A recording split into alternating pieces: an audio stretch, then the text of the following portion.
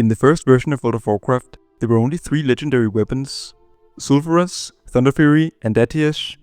And of these, Thunderfury has become the most well known, both due to how good it was, but also because of the effort that players had to go through in order to get it. Today we'll take a look at the original questline for Thunderfury and how this initially broken questline sent low-level players on a legendary raid quest and accidentally created the first and by far most rare legendary, as well as another, lesser known legendary that has since been forgotten by the player base. When World of Warcraft first released, there were only 2 raid instances, Onyxia's Lair and the longer and more difficult Molten Core, which was also the instance where players could get what was meant to be the game's first legendary item, that was created by combining the Eye of Ragnaros with a Sulfuran Hammer in order to create Sulfurous Hand of Ragnaros. Although both of these items were available from the game's release, creating the hammer required materials which would only sometimes drop from Gulmak the Incinerator deep inside Molten Core, while the Eye of Ragnaros only had a small chance to drop from the raid's final boss, Ragnaros, who along with many other bosses within Molten Core were too difficult for the game's early player base. And it would take multiple months before Ragnaros was defeated and players could start working toward the game's only legendary. By the time patch 1.3 released in March of 2005, just a few months after WoW's launch, the best and most dedicated players had made their way to level 60 and cleared both Onyxia as well as every boss inside Molten Core, aside from the final boss, Ragnaros, who had yet to be defeated. The patch introduced an NPC called High Lord Demetrian, who could be found in the northwestern part of Silithus, which at this time, prior to patch 1.8, was mostly a wasteland with barely any quests and few reasons to even go there. Demetrian didn't offer any quests, but he did tell players about his master, a Windlord, that had been slain by Ragnaros, who had partially consumed his essence and bound what remained inside a talisman of binding, which Ragnaros had then shattered into 2 perfectly identical pieces, which he then gave to 2 of his lieutenants, Gar and Baron Geddon, both of whom were bosses in the Molten Core raid. A few weeks after this, when a guild called Nerfed took down Baron Geddon, he dropped the Talisman of Binding Shard, which became the game's first legendary item to be acquired by a player. It was given to a raider named Nocturne, and upon equipping it, an effect similar to that of the Shaman's Lightning Shield appeared around his character. Just a few hours after this, Blizzard issued a hotfix which removed the talisman from Baron Geddon's loot table, but seeing as Nocturne had already received the item, Blizzard did let him keep it.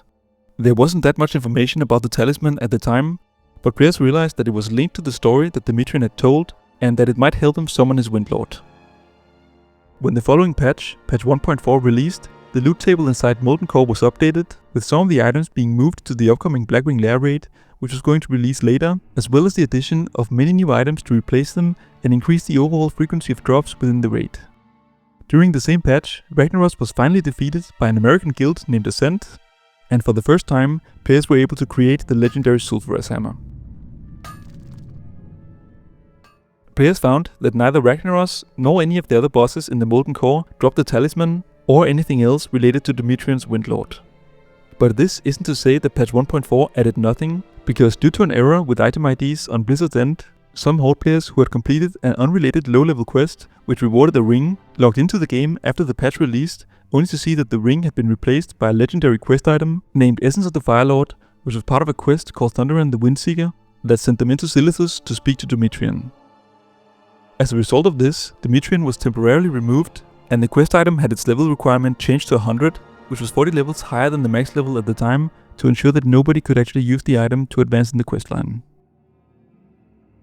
A few months after this, when patch 1.6 released, Baron Geddon and Gar had their loot tables updated once more, and they now both had a small chance to drop items called Bindings of the Windseeker, which didn't do anything on their own, but if a player looted one of them, they could visit High Lord Demetrian in Silithus, which would start the questline for the legendary Thunderfury weapon.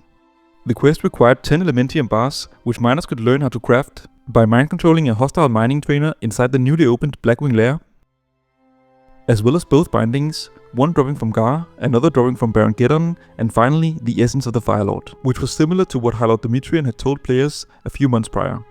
After players turned all of these items in, Demetrian would summon his lord, Thunderfury, who required an entire raid to take down, and after this, the player who had summoned him finally received Thunderfury, Blessed Blade of the Windseeker, which unlike Sulfurous, remained the strongest option throughout the entirety of vanilla and even a few months into the following expansion, the Burning Crusade.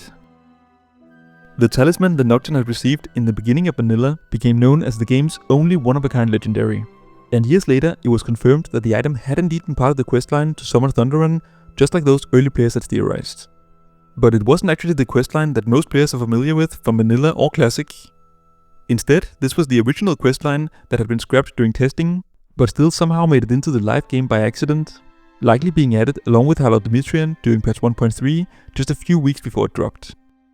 This would also explain why Dimitrian had talked about a broken talisman, when in the actual questline that was introduced a few months later, the Windlord is summoned using the 2 bindings. What most players don't know is that there exists another item called Talisman of Binding Fragment, which was also used in the next slot and had the exact same stats and lightning effect as the Talisman of Binding Shard. These 2 items are the identical pieces of the Talisman of Binding that Dimitrian had talked about, and by following his story, it's safe to assume that the Talisman of Binding Fragment would have dropped off of Gar, seeing as the other talisman that Nocturne looted dropped from Baron Geddon. In the end, the Talisman of Binding Fragment never dropped for anybody, and it is possible that it was only added to the game files and not the actual loot tables, but another possibility is that it used to be on the loot tables of Gar, and that it could have dropped if Blizzard hadn't become aware of their mistake after Baron Geddon dropped the other talisman first, and then removed one and possibly both items in a hotfix just a few hours later.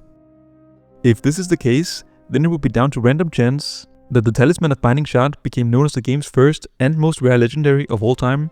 while in contrast, only very few players even know about the existence of the identical Talisman of Binding Fragment.